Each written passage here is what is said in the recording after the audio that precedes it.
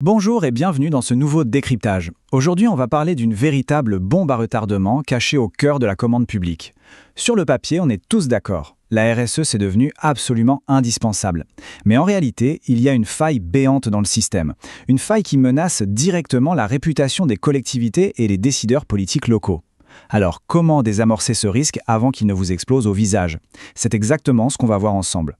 Le titulaire s'engage à adopter une démarche respectueuse de l'environnement. Honnêtement, combien de fois a-t-on lu cette phrase? C'est la clause RSE générique par excellence. Elle dort probablement au fond des cahiers des charges de nos mairies depuis des années. On la copie, on la colle. Ça donne bonne conscience, ça montre que l'institution se préoccupe de l'avenir. Et jusqu'à maintenant, ça suffisait pour cocher la case légale sans vraiment faire de vagues. Allez, plongeons dans le vif du sujet avec la question qui fâche. Cette belle clause, est-ce que quelqu'un a déjà pris le temps de vérifier qu'elle était vraiment respectée sur le terrain? C'est un peu le secret de polichinelle de l'achat public.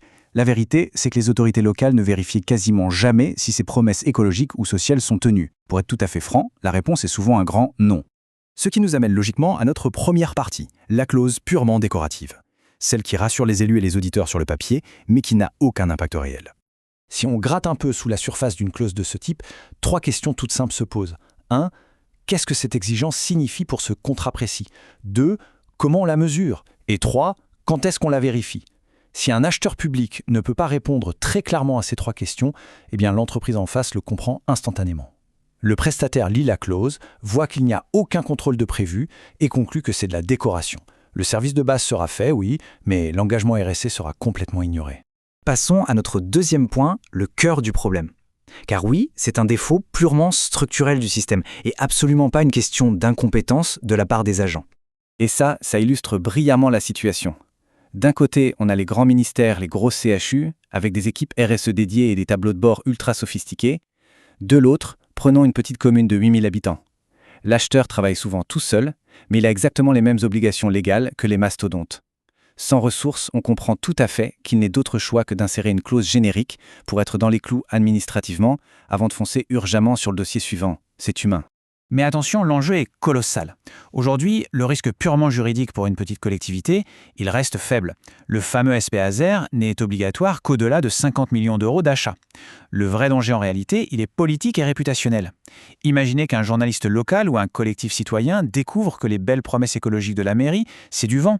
L'accusation d'éco-blanchissement, de greenwashing, tombe immédiatement. Et face aux électeurs, un tel scandale fait des dégâts absolument dévastateurs. Ce qui nous mène à la troisième partie, l'escalade des enjeux et les nouvelles obligations européennes. Car la période de grâce de la RSE de façade est bel et bien terminée. Regardons un peu le calendrier, ça ne laisse plus de place au doute. Aujourd'hui, on l'a dit, le SPESADER cible les gros acheteurs. Mais les chambres régionales des comptes, elles, enquêtent déjà. Elles ne se contentent plus de vérifier s'il y a une jolie clause, elles vérifient l'impact réel sur le territoire. Et le véritable tsunami, c'est pour 2026, avec la révision des directives européennes. Ces textes imposeront des règles strictes à tout le monde, sans distinction de taille. L'excuse du manque de moyens ne passera plus. Donc, la fenêtre de tir pour agir et se protéger, c'est maintenant.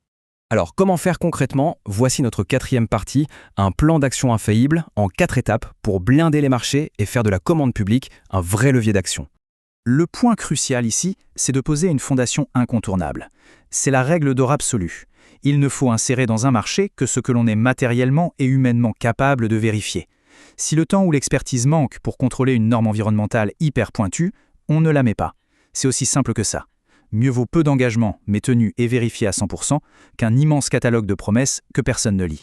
Voici donc un aperçu rapide pour transformer ce risque en un achat vraiment responsable. Étape 1, identifier les vrais enjeux locaux. Étape 2, choisir le bon outil juridique. Étape 3, ne noter que ce qui peut s'évaluer objectivement.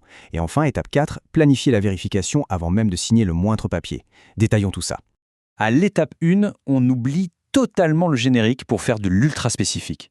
L'objectif doit coller à la réalité du terrain. Prenons le nettoyage. Au lieu d'un vague respect de l'environnement, on va exiger l'usage de produits écolabellisés et de meilleures conditions de travail, notamment sur les horaires décalés.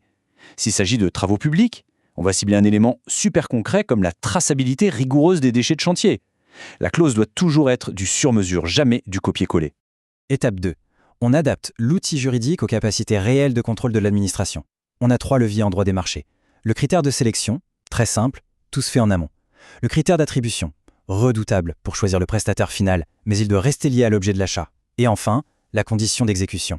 C'est ce qui garantit l'impact le plus fort, mais c'est aussi ce qui demande le suivi le plus lourd pendant toute la vie du contrat. Il faut impérativement choisir l'outil que les équipes en place pourront assumer. L'étape 3 nous amène au fameux piège de la notation. C'est monnaie courante de pondérer un critère RSE à 10% pour montrer qu'on est engagé. Or, c'est très dangereux. Attribuer 10% de la note sans avoir l'expertise interne pour faire la différence entre une vraie démarche et du blabla marketing, c'est de la notation totalement fictive. Et les entreprises perçoivent tout de suite cette faille. La règle, c'est de ne noter que ce qui est objectivement évaluable. Passons à la suite et voyons comment tout ça s'articule à l'étape finale. L'étape 4, c'est l'anticipation.